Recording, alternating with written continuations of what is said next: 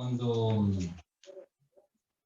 nos concentramos en el valor que tiene la palabra de Dios, que es infinito,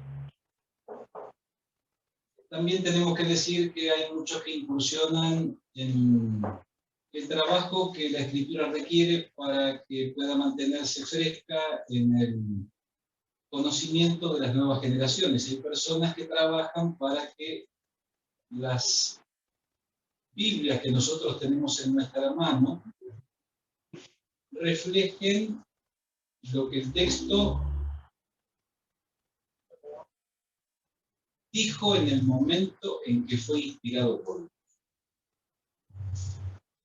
Es decir, que la actualización literaria que a veces requiere, o la manipulación descuidada de la escritura, por los expositores entrenados de manera deficiente, por los teólogos liberales de alta crítica, sus adláteres, es lo que afecta al libro cuando llega a manos de quienes intentan inocentemente y con buena voluntad considerar lo que Dios ha legado dentro de él. Así que tenemos un trabajo en este combate ardiente, en este esfuerzo agónico para defender el cuerpo doctrinal que encontramos en la Sagrada Escritura, que también tiene que ver con hacer ese trabajo, internarnos en el estudio profundo de la Escritura, tratar de buscar ayuda cuando no comprendemos,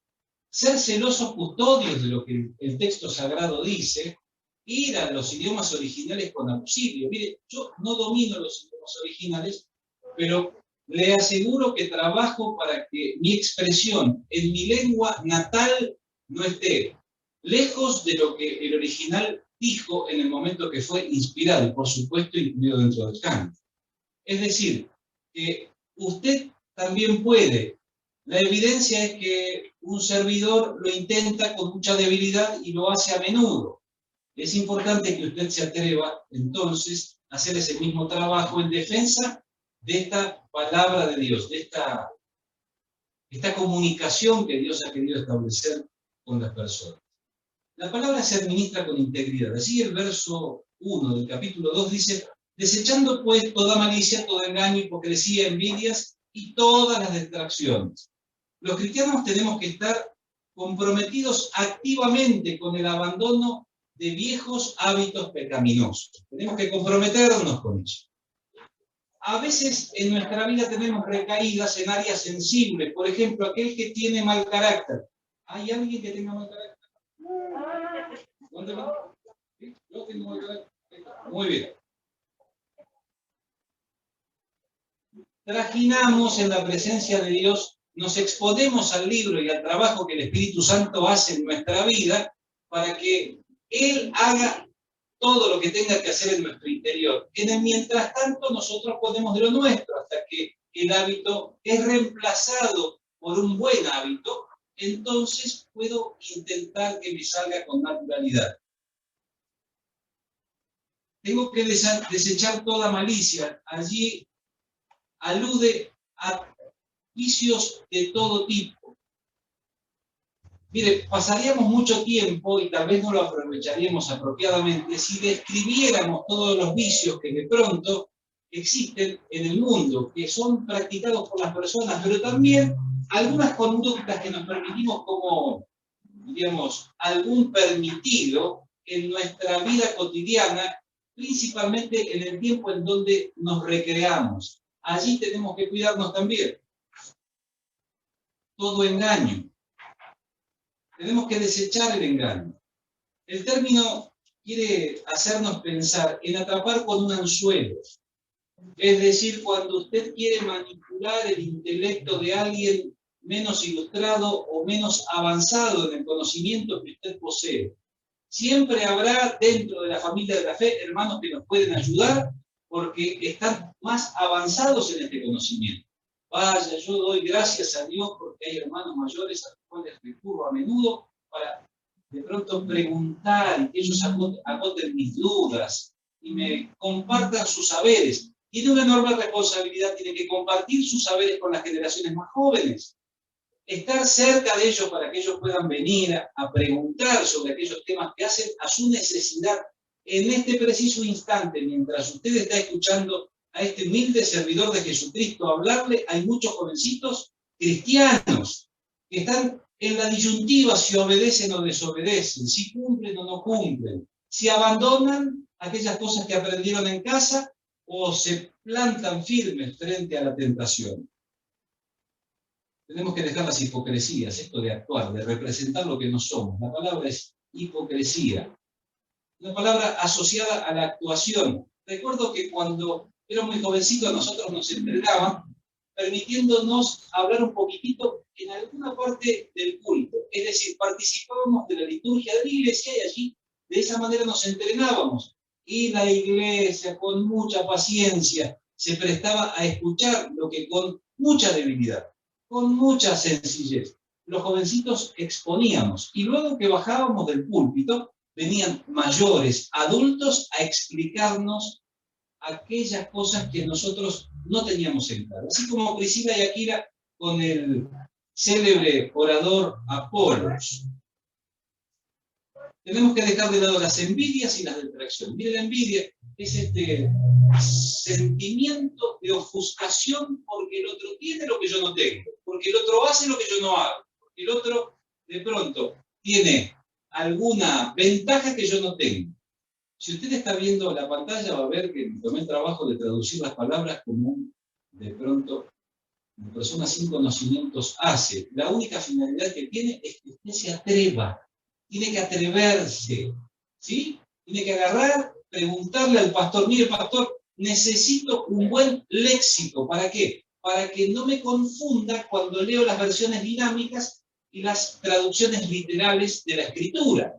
Las versiones dinámicas son muy buenas para enseñar a la niñez, pero no tienen en su interior toda la riqueza que una traducción conforme a el texto sagrado fue escrito, literal, contextual, histórico. Tiene que tener un cuidado. Nosotros colocamos el sentido, mejor dicho, el significado de la palabra, pero el sentido está anclado en el contexto. Usted tiene que preguntar para ver si esa palabra que se tradujo puede aplicarse de la misma forma en el contexto.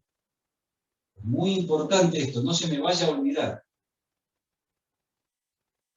Tenemos que dejar las distracciones. Cuando alguien lo difama, la calumnia, que a menudo surge. Alguien dijo que otro hizo lo que en realidad no hizo.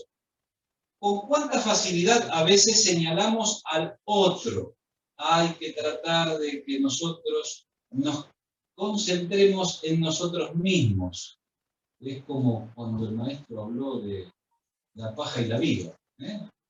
Nosotros a veces nos echamos de ver la paja en el ojo ajeno y no tenemos una consideración cercana, apropiada, correcta, de que hay una vida en nuestro propio ojo. Los cristianos debemos tener un creciente deseo de alimentarnos con la palabra de Dios. Eso es lo que dice capítulo 2, verso 2. Pero ¿cómo alimentarme de la palabra de Dios si estoy en una situación de crisis? Si, por ejemplo, estoy atravesando la enfermedad, si tengo que dejar mis bienes, si tengo que dejar mi casa, si tengo que irme a un lugar lejos. Pues bien, Pedro les recuerda que ellos tenían que mantener este deseo fresco de alimentarse con aquello que les hacía bien. A veces insisto a mis hermanos que son muy generosos y amables en que me compartan alimentos sencillos, comida sencilla, porque, mire, tengo que estar bien para no fracasar en esta empresa en la que el Señor me ha colocado, de ser un interlocutor. Esto mismo que yo digo, el pastor podría hacerlo. Él tiene el conocimiento, la capacidad, la habilidad, pero tal vez escucharlo de una forma distinta, con una entonación diferente, porque vengo de muy lejos. Usted dice, pero mira, esto puede llegar a ser así. Pero no lo dijo antes el pastor local, no lo dijo mi querido hermano, probablemente sí. A veces prestamos más atención a un tono distinto, una entonación. De ser como niños recién nacidos la leche espiritual no adulterada. Lo cual implica que la palabra siempre ha estado allí, con esta posibilidad que en la exposición se adultere, se la cambie, se le baje el precio, como dicen en mi tierra. No se diga la totalidad. Tenemos que acostumbrarnos a decir la totalidad de lo que el Escrito Sagrado dice. Aunque tengamos que pagar algún costo, tenemos que desarrollar también el sentido de la oportunidad para poder hacerlo y que al mismo tiempo estemos en condiciones de agotar el propósito de Dios para nuestra vida. Desear. Este es un intenso anhelo. Así se traduce el término. Un intenso anhelo de alimentarnos. Vaya, la palabra comunica lo de Dios, y si comunica lo de Dios, yo lo quiero para mi vida. Lo quiero, lo anhelo, lo deseo con intensidad.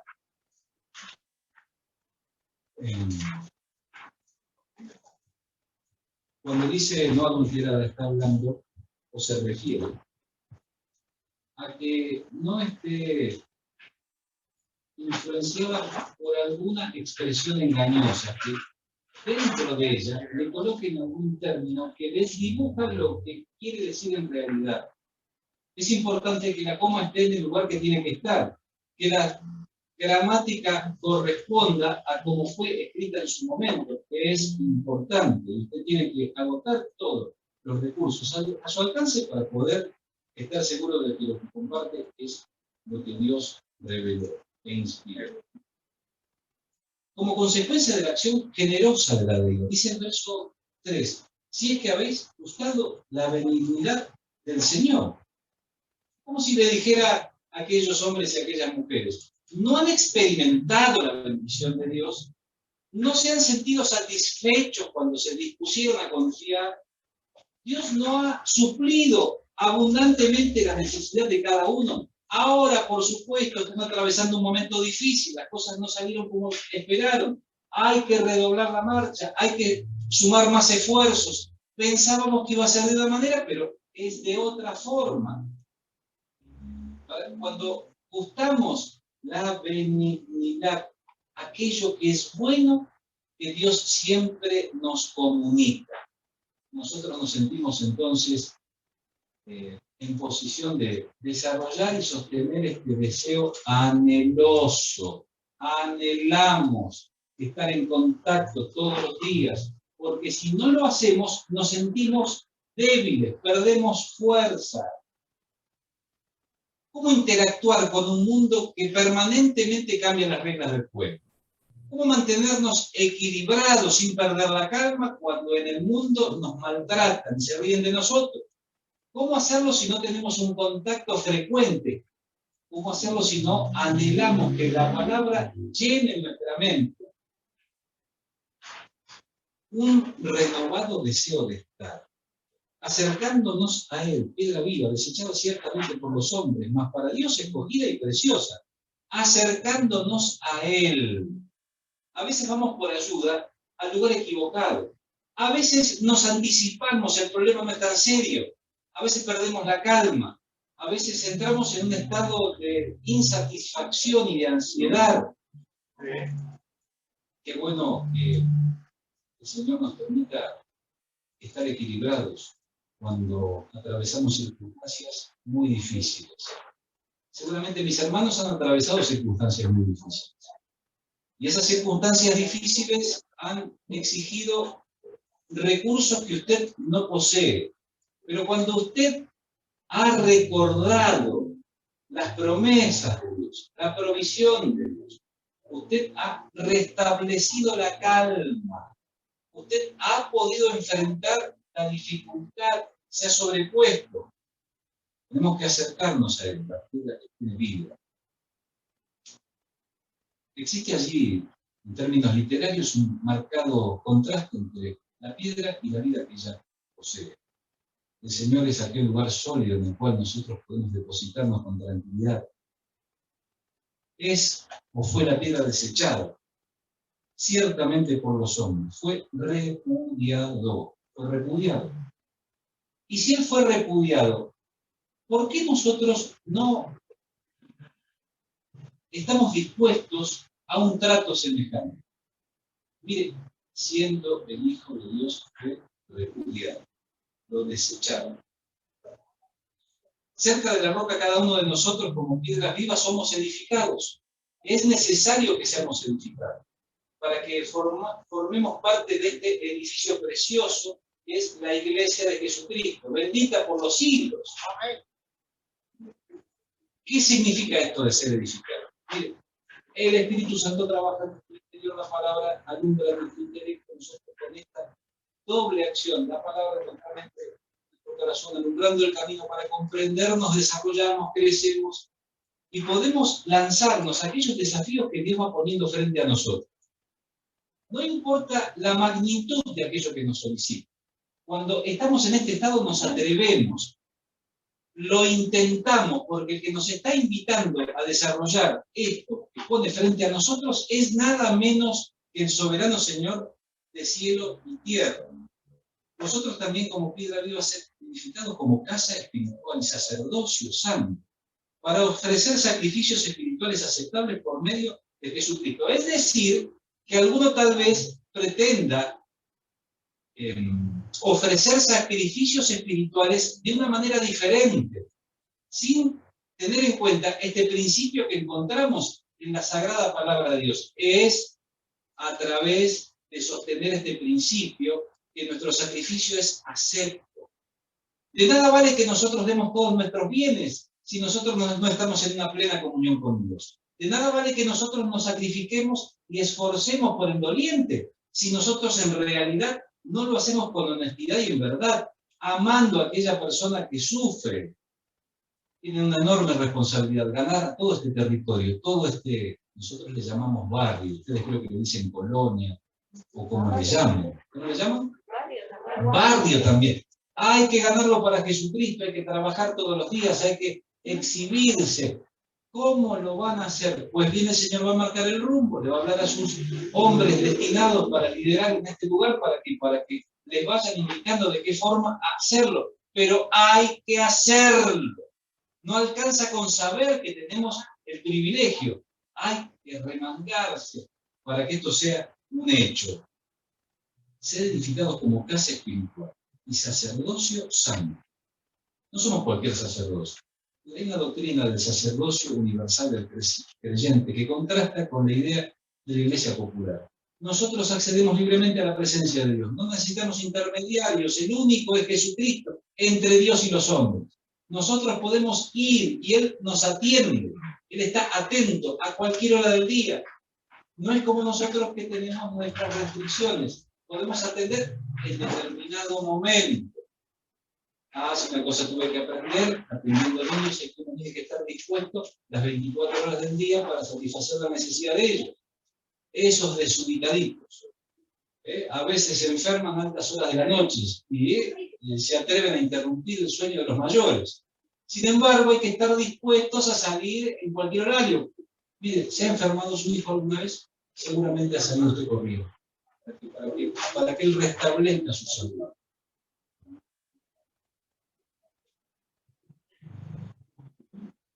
Ofrecemos a Dios sacrificios aceptables, que reúnen las condiciones legales que Dios ha establecido en su palabra, en el Antiguo Testamento y en el Nuevo Testamento, para que Él se sienta complacido de lo que nosotros ofrecemos. Es algo que no está manchado con la indecencia, sucio por el pecado, es algo que está limpio, que está en condiciones de ser aceptado, algo que usted preparó.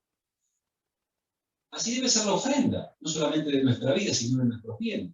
No le damos a Dios algo que hayamos ganado de una manera incorrecta, le damos algo que nos costó, hemos sudado por ello, nos hemos privado de cosas.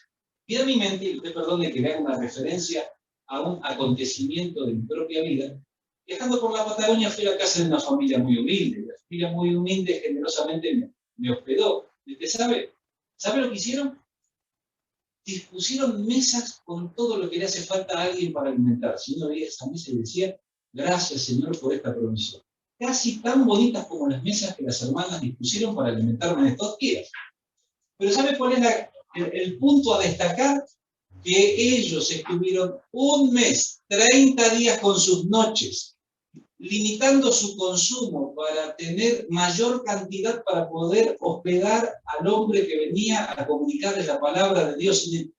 Imagínese usted la impresión que me causó saber que ellos durante 30 días habían comido un poquito menos de arroz para poner más arroz cuando yo estaba. que habían comido un poquito menos de mermelada para poner mucha mermelada para que yo comiera sin límite. Qué tremenda enseñanza recibió este hombre.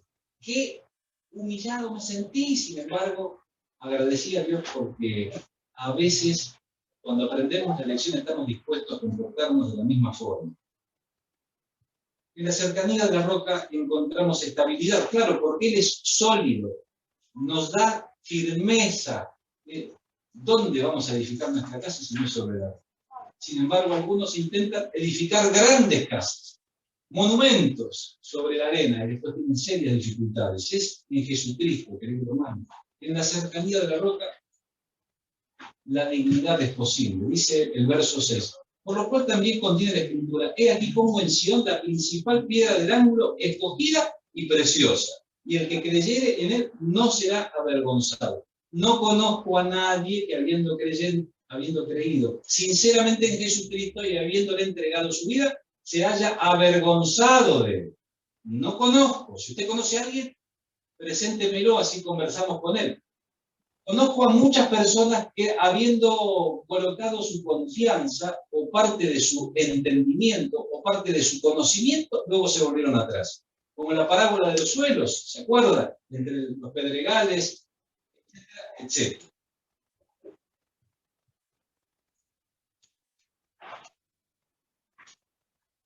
El Señor fue colocado como esa piedra que da estabilidad a la estructura. Quienes construyen tienen que aprender un poquito de este tema tan importante. Hay algo que sostiene al rey. En el edificio, en el símil de la iglesia, si usted retira a Jesucristo, el edificio se cae, se derrumba. No existe ninguna posibilidad que se pueda sostener si Él no está en el lugar que debe estar. Él debe ser cabeza de su iglesia. Debemos remitirnos a Él.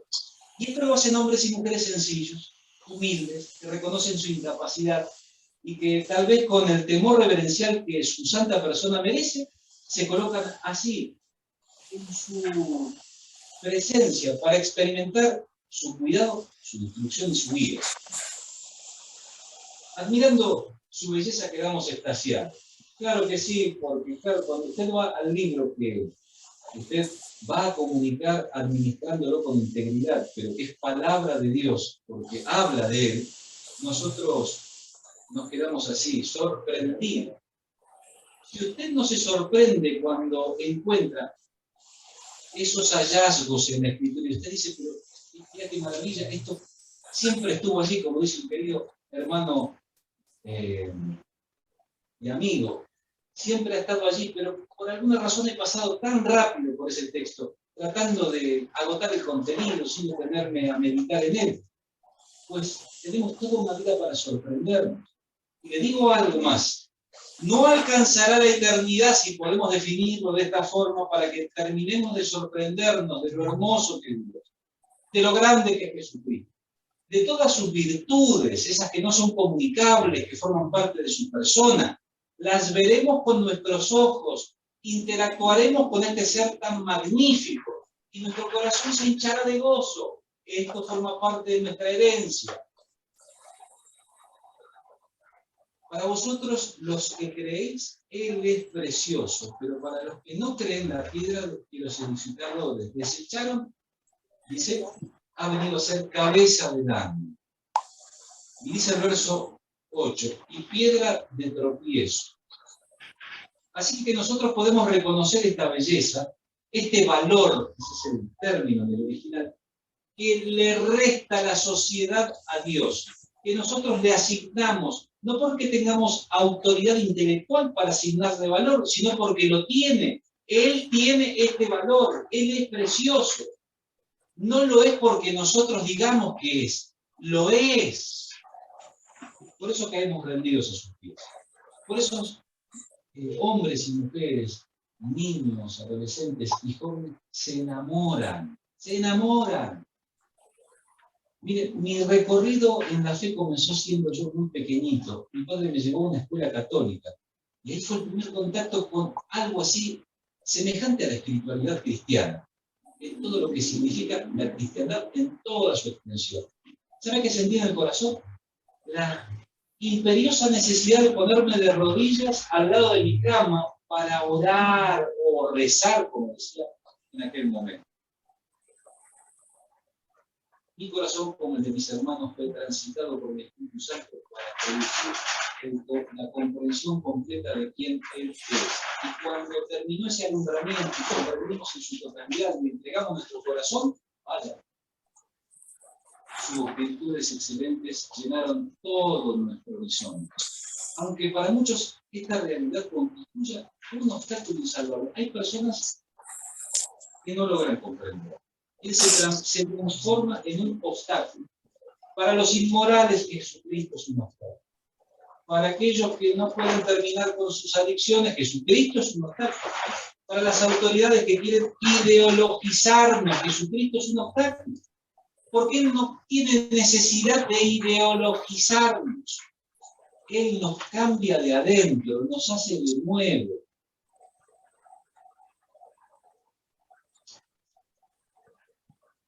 Una roca de escándalo, dice allí la escultura.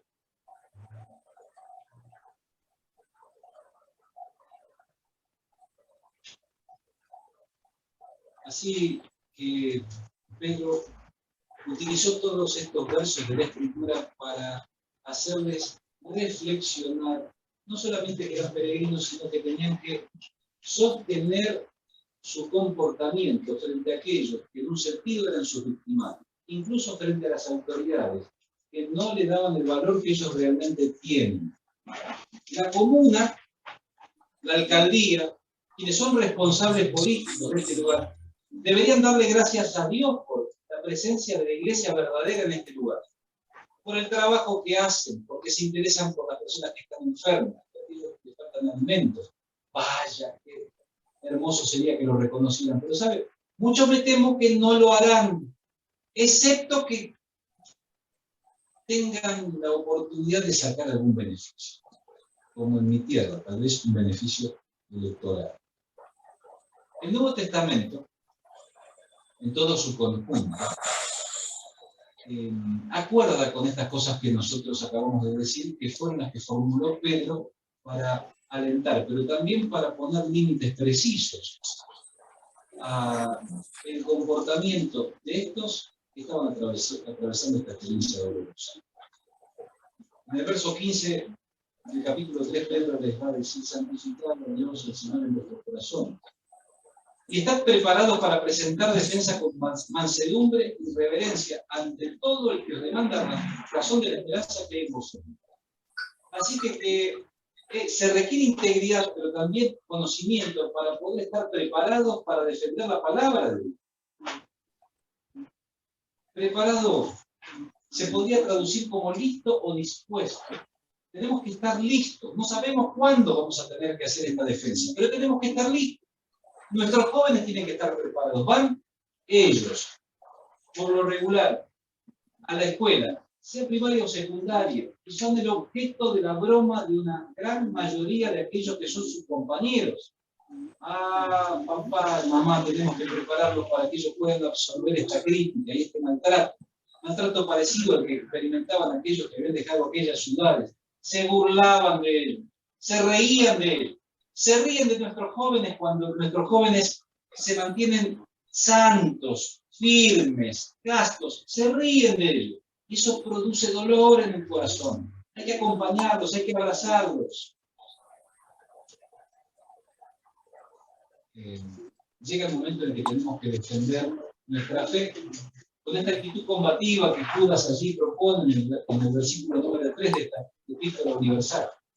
Tenemos que estar preparados para poder entonces confrontar con argumentos sólidos y veraces aquellos que propone el mundo, que por lo regular no son ni veraces ni sólidos. Romanos capítulo 12, verso 12, no os conforméis a este siglo, sino transformaos por medio de la renovación de vuestro entendimiento, para que comprobéis cuál sea la buena voluntad de Dios, agradable y perfecta. Mire, estos hombres que salieron de estas ciudades, que estaban apenados, entristecidos, probablemente no tenían a su disposición la expresión de Pablo a los romanos, tal vez por la situación especial y el lugar geográfico en el que estaban. Sin embargo, Pedro incursiona en palabras de aliento que reúnen las condiciones que este texto propone. ¿Por qué? Porque les está diciendo que abandonen los hábitos del pasado, que sostengan aquello que el Espíritu Santo instaló en sus vidas. No tenemos que permitir que el mundo coloque su puño y nos haga a su antojo, que tengamos la forma que el mundo tiene. La cosmovisión cristiana. Ver la vida como cristianos. Llevar adelante nuestros asuntos pidiéndole luz al Espíritu Santo e indagando en la santa palabra de Dios para hallar principios. Este es un buen ejercicio. Hay algunas cosas que la Escritura no menciona, pero hay principios que podemos encontrar que nos auxilian para que nosotros podamos entonces responder en un amplio espectro a los interrogantes que las personas tienen. La Escritura no dice enfáticamente que no se consuma, por ejemplo, algún nombre de alguna droga de esas que dicen que los jovencitos consumen. No coloca el nombre. Pero dice, no os embriaguéis con vino, en lo cual hay disolución. El principio es, no consumas algo que te haga perder el control de ti mismo. Trata de evitar que aquello gobierne tu vida, que te haga hacer cosas que no estás dispuesto a hacer porque pierdes el control. Mantén el control. El principio nos ayuda porque indagamos en la Escritura y el Espíritu Santo nos da luz para comprender cómo hacerlo. Tenemos que derribar argumentos. Segunda de Corintios capítulo 10, verso 5. De esto se trata la comunicación con integridad. También. Y toda altivez que se levanta contra el conocimiento de Dios, dice, llevando cautivo todo pensamiento a la obediencia a Cristo. No te comprenden, sé obediente. Te maltratan, sé obediente. La Escritura dice cuál es el comportamiento que el Señor está esperando. Nosotros recibimos un golpe en una mejilla, debiéramos intentar colocar la otra. ¿Alguna vez han pegado una mejilla usted? ¿Ha colocado la otra? ¿Le gusta colocar la mejilla? Es una experiencia desagradable cuando alguien hace algo y usted tiene que quedarse quieto. Y bueno, y a veces preguntar, ¿por qué haces esto? Sin embargo, la conducta ejemplar de Jesucristo instala en nuestra mente esta forma de actuar frente a la agresión. No respondemos con agresión a las agresiones. Imagina a estos hombres, cuando se reían de ellos. Ellos no se comportaban de pronto con ofuscamiento. O si lo hacían, Pedro está pensando, dice, ¿de qué manera ayuda a estos hermanos para que no reaccionen? Vamos a escribirles para que ellos puedan anticipar esta posible conducta. Entonces les enseña cómo tienen que comportarse, les recuerda. Qué bueno es cuando nos recuerdan cómo debiéramos nosotros comportarnos. Y cuando nos queda muy claro, cuando lo vemos reflejado en el comportamiento de la persona bendita del Señor Jesucristo. Derribamos el argumento, no derribamos a la persona. Esta distinción es importante. Tenemos que hacerla. Porque a veces nosotros nos enojamos con el individuo, que es el vehículo a través del cual nos viene esa expresión ofensiva. Sin embargo, nuestro trabajo es con la expresión ofensiva y el origen de esa idea, no con las formas en que ha sido expresada. No es lo más importante. La palabra derribar se puede traducir como destruir. Quitar, pero a mí me gusta suprimir. Cuando usted demuestra que lo que le han dicho o lo que dicen no es verdad, usted suprime esa idea. Qué bueno sería que tuviéramos la capacidad de suprimir, lo voy a decir rapidito, la ideología de género. Qué bueno sería. Porque es una ideología, es una teoría no científica, incomprobable. Los argumentos, el pensamiento, la sabiduría, el argumento falso, todas esas cosas. Para poder hacerlo con la palabra de Dios, tenemos que trabajar analizándola, estudiándola, como nuestros mayores nos enseñan que tenemos que hacer. Yo admiro a mis mayores, porque me han dedicado tiempo. Usted verá que yo permanentemente me remito a ellos y reitero esta expresión. Porque ustedes tienen personas mayores en este lugar que les ayudan, que les explican, que están dispuestos a padecer y además tienen que llevar sobre sus espaldas el peso de sus errores. Ellos llevan en su espalda el peso de sus errores. Cuán agradecidos tenemos que estar por estos hombres, hombres de Dios que llevan sobre su espalda el peso de sus errores. Hay que llevar cautivo todo pensamiento, apresar, tomar el control. ¿Para qué? Para restablecer esta actitud de obediencia a Jesucristo. El Señor nos ayude a que esto pueda ser así en su vida y en la mía. En la medida de que el tiempo transcurre y las dificultades se multiplican, nosotros con sinceridad, pero también con determinación, transitemos este camino, el camino que traza Pedro, pero también que traza todo el Nuevo Testamento, para que nosotros no nos confundamos, no perdamos nuestro horizonte, porque tenemos la palabra, como dice también en su segunda carta, profética más segura, a la cual hacéis bien en estar atentos. Usted está siempre atento. Obrar con integridad es estar permanentemente escuchando, pero también honrando la palabra con su propio esfuerzo personal. Hay cosas que son difíciles. Pedro reconoció que en los escritos de Pablo había palabras difíciles, había expresiones que requerían estudio exhaustivo. Pues bien, usted tiene que exponerse a ese tipo de entrenamiento para poder entonces argumentar de manera veraz y que las personas escuchen. ¿Cómo lo va a hacer? ¿Con altanería? No, lo va a hacer con humildad. ¿Cómo lo va a hacer? ¿Enojado porque le han dicho algo descortés o poco amable? No, lo va a hacer con temperancia, de forma equilibrada.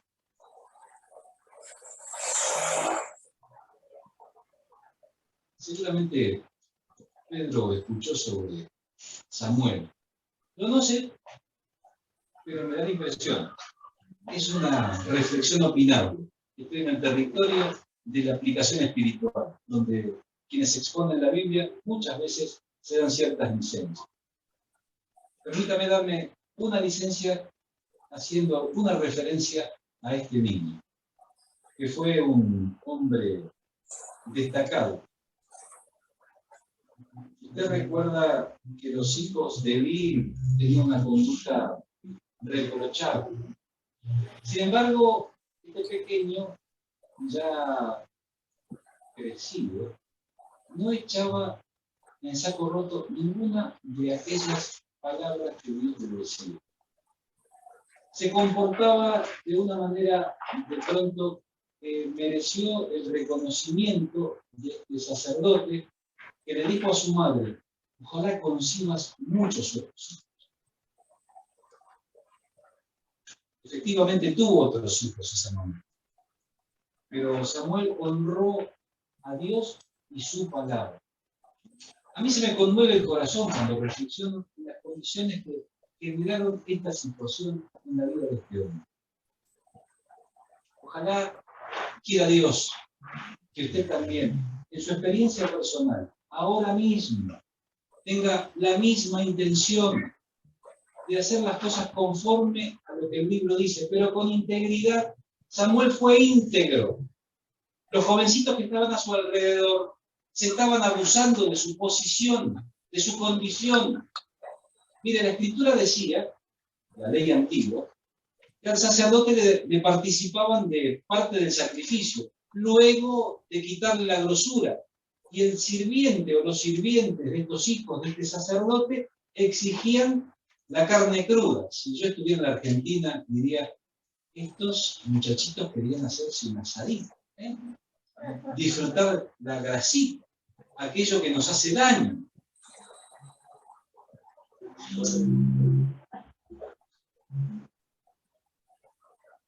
La sociedad está empeñada en la eliminación de las convicciones personales, que promueven virtud colocando en su lugar un discurso unificado que pretende ser diverso en la superficie, pero que está diseñado para alienarnos de Dios. Eso es lo que se está viviendo en este tiempo. Mírelo, obsérvelo, hágase cargo, hágase responsable. No va a poder solo, no va a poder sola, pero sí con el auxilio de la palabra de Dios, con los principios que encuentra en ella y con el auxilio de la persona bendita del Espíritu Santo. Quiera Dios que esto pueda ser así. Primero en mi experiencia personal, y luego deseo humildemente que también Dios bendiga su palabra.